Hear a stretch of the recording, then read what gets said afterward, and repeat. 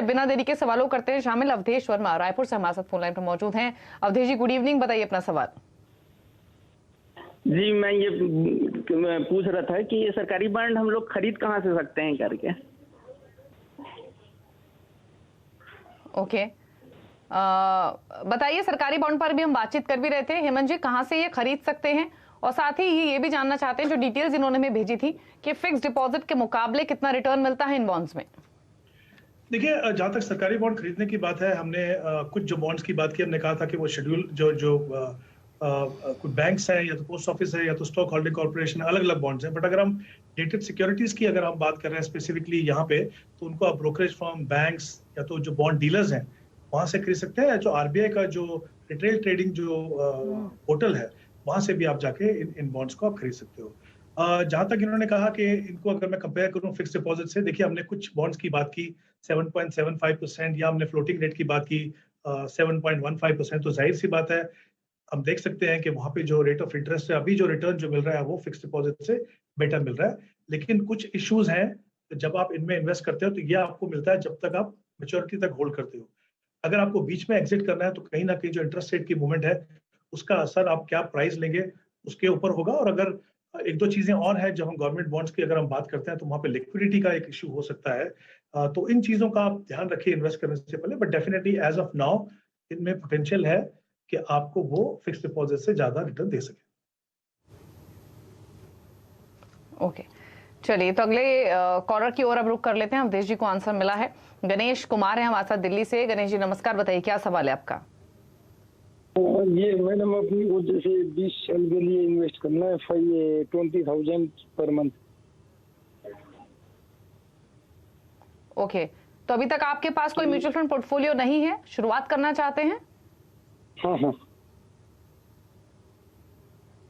Okay, तो beginner है mutual funds में हेमंत जी, 20,000 के साथ स्टार्ट करना चाहते हैं और जिनका होराइजन है वो 15 से 20 सालों का है।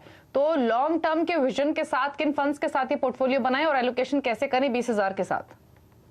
जी, आई थिंक इंपॉर्टेंट चीज ये है कि यहाँ पे इनके पास समय है 15 से 20 साल। और जाहिर सी बात है, जब आप इतने लंबे समय के लिए इन्वेस्ट करते हो तो आपका पोर्टफोलियो ऐसी एसेट क्लास में होना चाहिए जहाँ पे आपको, जैसे हमने बात की, कि आपको जो रियल रेट ऑफ रिटर्न है वो पॉजिटिव हो, यानी जो gross return minus inflation minus taxes जो है वो पॉजिटिव होना चाहिए। और वहाँ पे इक्विटी एक ऐसी एसेट क्लास है जिसमें ये पोटेंशियल है कि अगर आप दो चीजों का ध्यान रखें, एक तो आप लॉन्ग टर्म व्यू लें और अगर आप डिसिप्लिन तरीके से इन्वेस्ट करें तो आप definitely positive real rate of return आप कमा सकते हैं।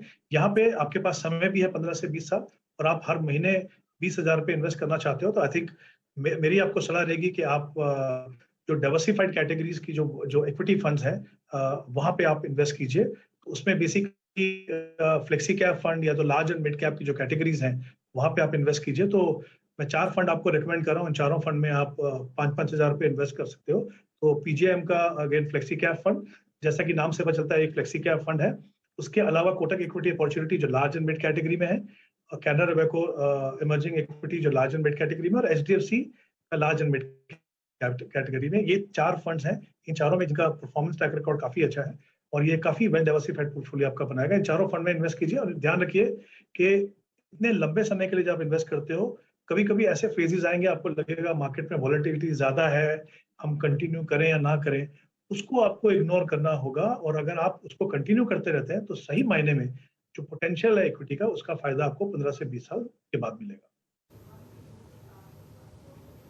ओके, तो लॉन्ग टर्म के लिए म्यूचुअल फंड्स में एक्सपोजर डेफिनेटली लेना चाहिए। 4 फंड्स आपके स्क्रीन पर हैं, PGIM flexi cap, Canara Robeco emerging equities, Kotak equity opportunities और HDFC large and mid cap fund. वो व्यूअर्स जिनका सवाल ये भले ही ना हो लेकिन म्यूचुअल फंड में इन्वेस्ट करने की शुरुआत करना चाहते हैं, वो भी इन फंड्स को नोट कर सकते हैं और लॉन्ग टर्म के विजन के साथ शुरुआत कीजिए। 5,000 ईच गणेश आप ऐड कर सकते हैं इन फंड्स में मंथली बेसिस पे।